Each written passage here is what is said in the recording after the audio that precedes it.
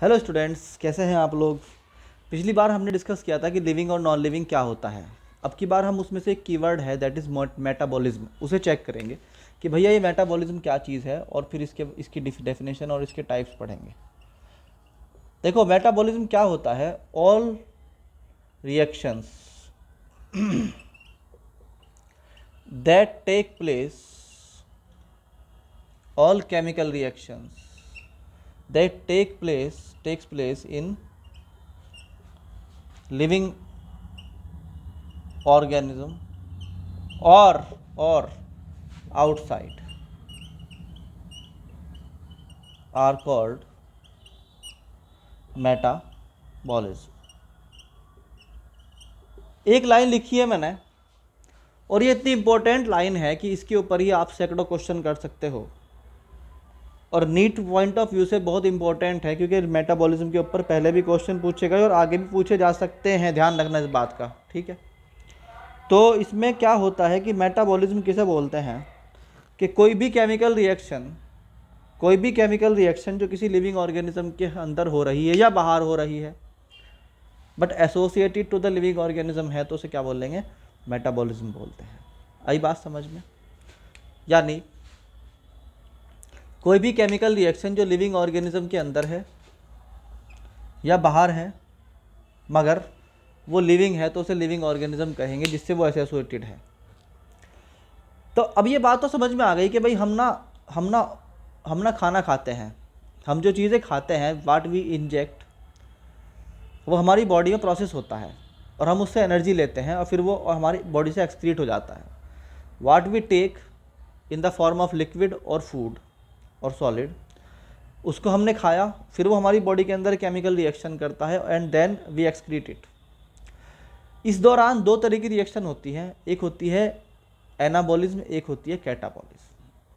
कितने तरह की होती है, एनाबॉलिज्म और कैटाबॉलिज्म। ये टाइप ऑफ मेटाबॉलिज्म है, ये टाइप ऑफ मेटाबॉलिज्म है। कौन कौन से बच्चों, एक हमारा है एनाबॉलिज्म और एक है बच्चों हमारा कैटाबॉलिज्म।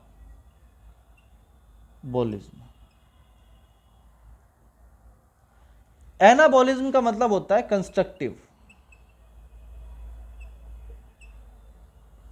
और कैटाबॉलिज्म का मतलब होता है ब्रेक डाउन, यानी टूट जाना, और डेस्ट्रक्टिव, जिसमें क्या होता है, टूट जाना। तो वो केमिकल रिएक्शन जिसमें मॉलिक्यूल जुड़े और जुड़ के एक बड़ा मॉलिक्यूल बनाए, when the smaller molecules combine to form the larger molecule, that chemical reaction is called anabolic या anabolism। तो इसमें क्या होता है, small molecules add up to make larger। ठीक, इसके अपोजिट कैटाबॉलिज्म में क्या होता है, लार्जर मॉलिक्यूल क्या होंगे बच्चों, ब्रेक डाउन इनटू स्मॉलर, वो छोटे छोटे मॉलिक्यूल्स में टूट जाएंगे।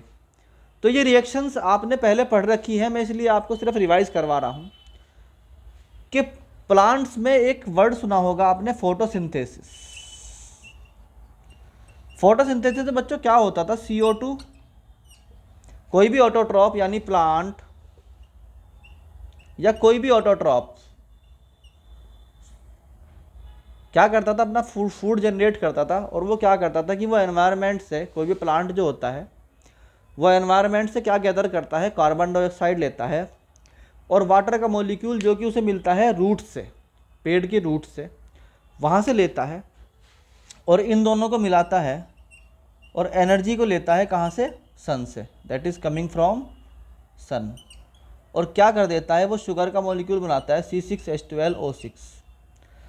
तो बच्चों ये जो रिएक्शन है ना, इसमें क्या हो रहा है, छोटे छोटे मॉलिक्यूल हैं वो बड़े मॉलिक्यूल में कन्वर्ट हो रहे हैं जुड़ के।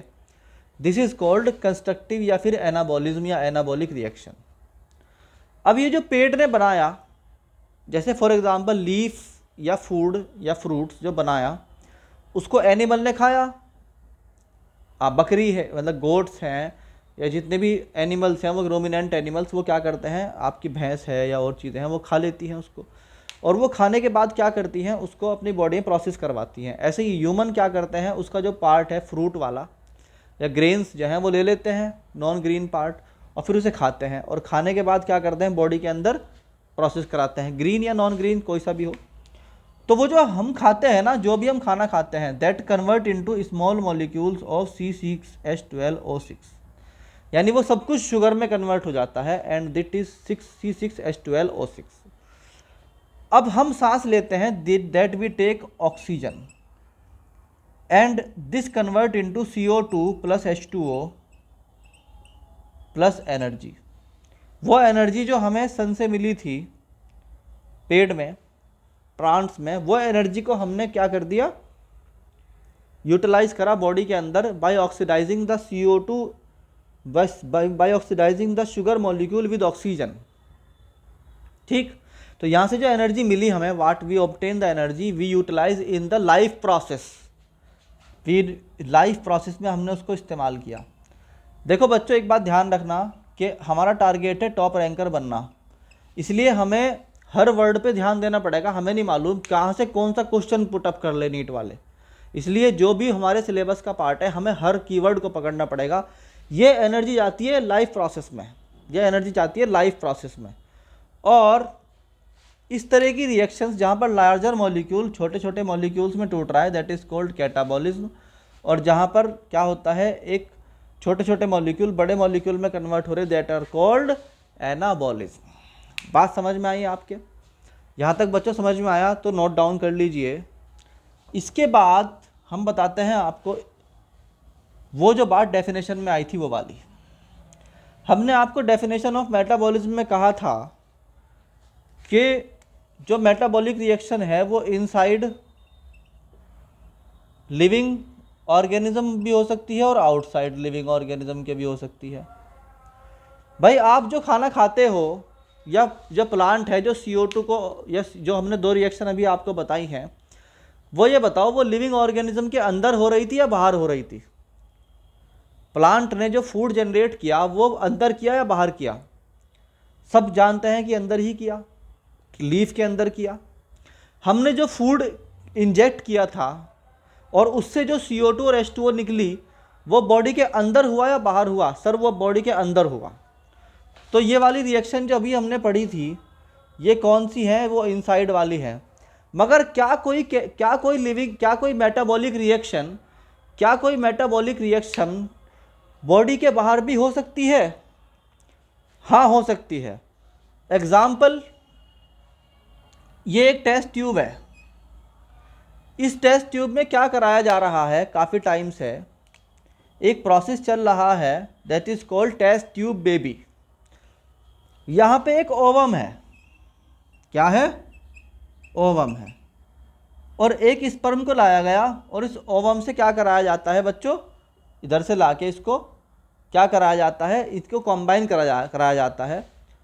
ये बॉडी से बाहर होता है, यानी पेरेंट्स में जो ओवम है वो कहाँ से आया बच्चों? मदर से आया।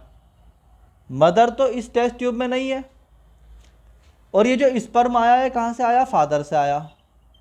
और फादर भी अलग हो गए, मदर भी अलग हो गई। और जो फादर का स्पर्म है और जो मदर का ओवम है वो कहाँ है इस टाइम? वो टेस्ट ट्यूब में है। वो जो टेस्ट ट्यूब के अंदर है वो दोनों चीज़ें क्या हैं? वो लिविंग है। ये भी लिविंग है और स्पर्म भी लिविंग है।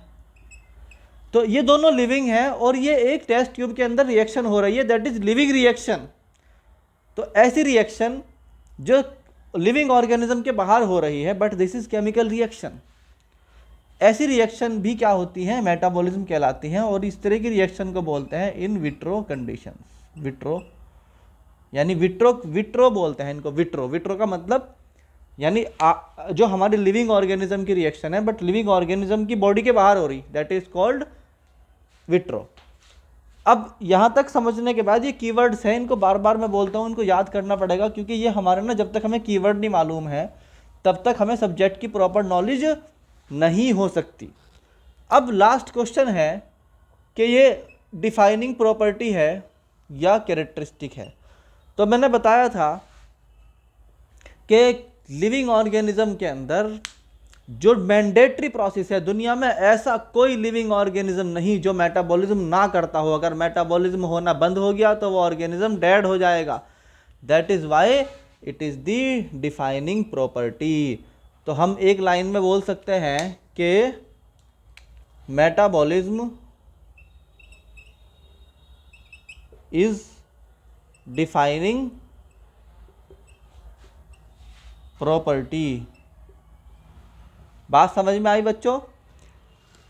अब हम क्या करेंगे, इसके बाद अगली चीज़ पढ़ेंगे कि वो चीज़ जो है, अगला कीवर्ड पढ़ेंगे और फिर डिफाइन, इसी जिस तरह हमने मेटाबॉलिज्म को पढ़ा उसी तरीके से हम दूसरे वर्ड्स को भी डिफाइन करेंगे कि वो क्या थे। अगर आपने अभी तक इस चैनल को ज्वाइन नहीं किया है तो इस चैनल को ज्वाइन कर लें, क्योंकि यहाँ पर ना अंडर 100 रैंक वाला मटेरियल प्रोवाइड करवाया जा रहा है। इसलिए जो बच्चा छोड़ देगा ना उसे खुद प्रॉब्लम होगी। ठीक, चलिए आते हैं नेक्स्ट टॉपिक पे। Thank you.